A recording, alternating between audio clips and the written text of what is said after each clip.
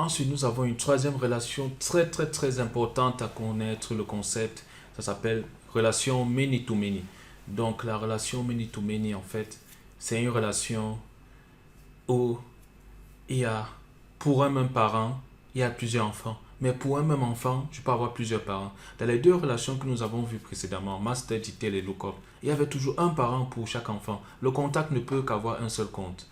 Le campaign member ne peut qu'avoir une seule campagne. Mais que se passe-t-il dans le cas où l'objet enfant peut avoir plusieurs parents? Donc c'est la notion de many to many. Et un exemple illustratif, c'est par exemple, la société StudyZip décide de faire, de lancer des, de lancer des appels à candidature pour des postes à pourvoir. Nous savons que, non, je vais illustrer ça. Voilà. Alors, je décide de lancer des candidatures pour, je veux faire des recrutements. Donc, nous aurons déjà deux objets de base, à savoir un objet qui va stocker, euh, qui va stocker les informations sur les postes à pourvoir, les postes. Donc, nous aurons par exemple un premier poste ici, P1, et nous avons un deuxième poste, P2. Mais en face, qu'est-ce que nous avons? Nous avons les candidats. Nous avons les candidats. Alors,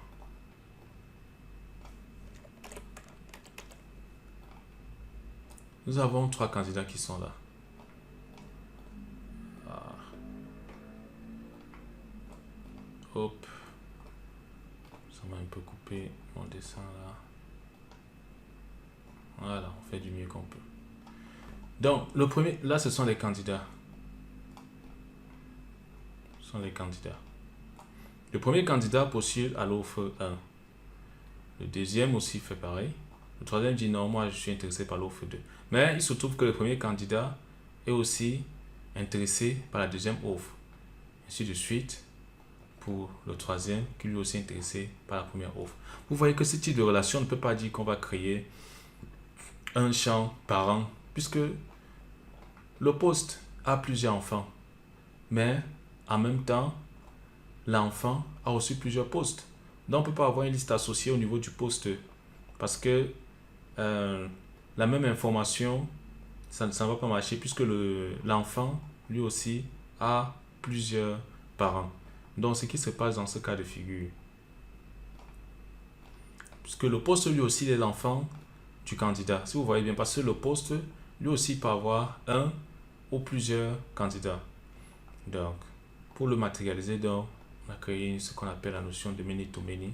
Ce qui se passe, c'est qu'on va créer, donc, on aura nos deux objets. Donc, un objet poste et un objet, on va créer un objet candidat ou utiliser un objet standard, hein, peu importe. Et là, nous allons créer donc un objet intermédiaire. Par exemple, poste candidature ou bien poste candidat qui va donc avoir ici la référence, comme on a vu tout à l'heure pour le lookup du poste, la référence du candidat.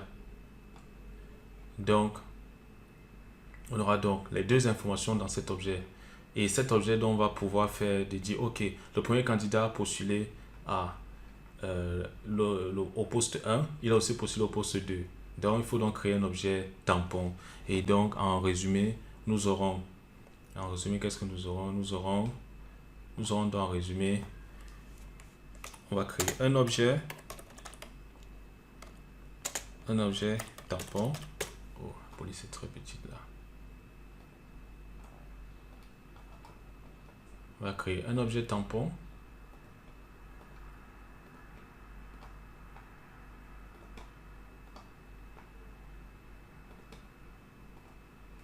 Voilà, là c'est mieux. Un objet tampon. Ah, je peux plus le modifier. Un lookup et un master details. Voilà, dans tous les cas de figure, ça sera toujours comme ça. Un objet tampon, un lookup, un master detail. Un lookup, ça peut être l'un des deux, peu importe. Vous pouvez choisir l'objet que vous voulez. Et le master, c'est l'objet le master. Donc, ça veut dire que lui, on ne doit pas le supprimer. Je pourrais dire le master, ça va être plutôt la clé du poste parce que le poste, c'est l'entreprise. On peut supprimer les candidats, mais normalement, on ne peut pas supprimer les postes. On les sauvegarde pour l'historique de l'entreprise. Donc, le, cette référence, c'est ce champ qui va pointer vers le poste. Il sera un master. Et celui-ci, ce second sera un lookup. Donc, si je reviens là,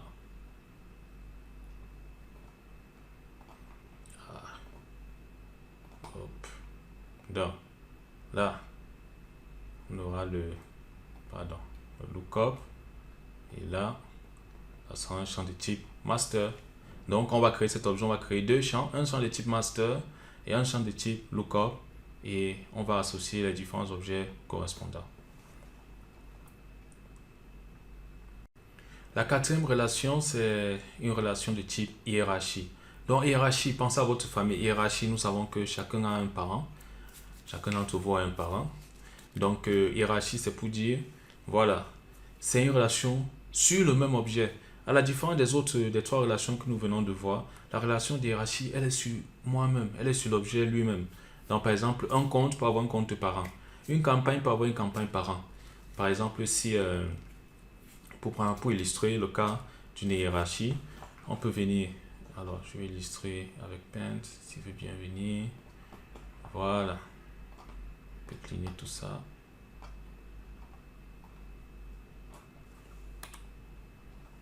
Ok. Donc, nous savons par exemple que nous prenons les multinationales, nous avons à la tête les groupes, nous avons le groupe, et nous avons des filiales. Mais, par exemple, tout ça, ce sont des filiales. Or, tous ces objets, ce sont des accounts, ce sont des entreprises, donc ce sont des accounts. Donc, on peut donc créer un champ de type hiérarchie qui va faire le lien avec ce compte qui est de type groupe, et aussi ici, ce compte qui est de type groupe. Voilà, donc la hiérarchie, c'est un peu comme dans l'arbre généalogique, vous voyez. Donc, celui qui est en dessous a accès à celui qui est en haut, ainsi de suite.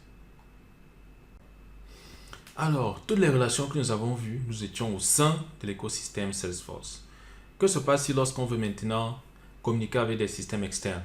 Donc, nous savons bien qu'il n'y a pas que du Salesforce. Nous avons des systèmes qui utilisent du Java, qui utilisent par exemple SAP, qui utilisent Sage, ou bien d'autres applications métiers que vous connaissez. Donc, c'est ce que nous voyons là actuellement avec le external lookup et le indirect lookup.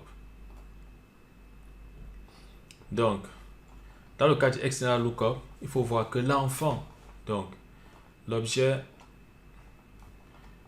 enfant se trouve dans Salesforce et le parent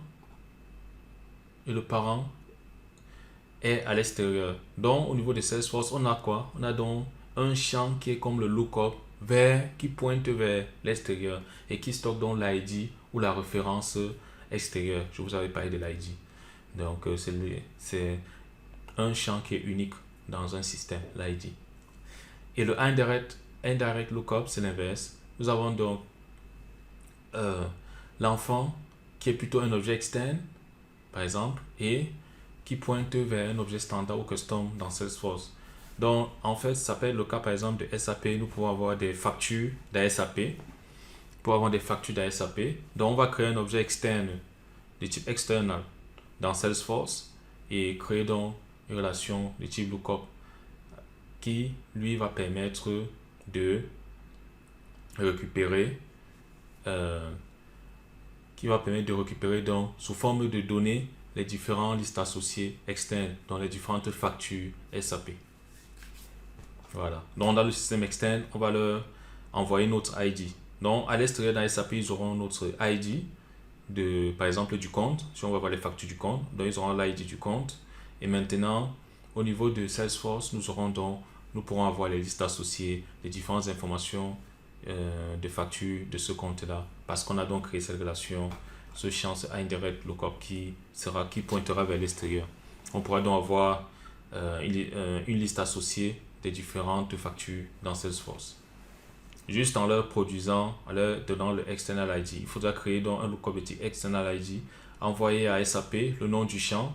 Eux, ils vont le mapper et on pourra dans Salesforce, quand ils feront le chargement de données, ça fera le lien puisque les nouvelles données vont tomber dans l'objet externe et ça va faire le lien avec notre objet dans Salesforce.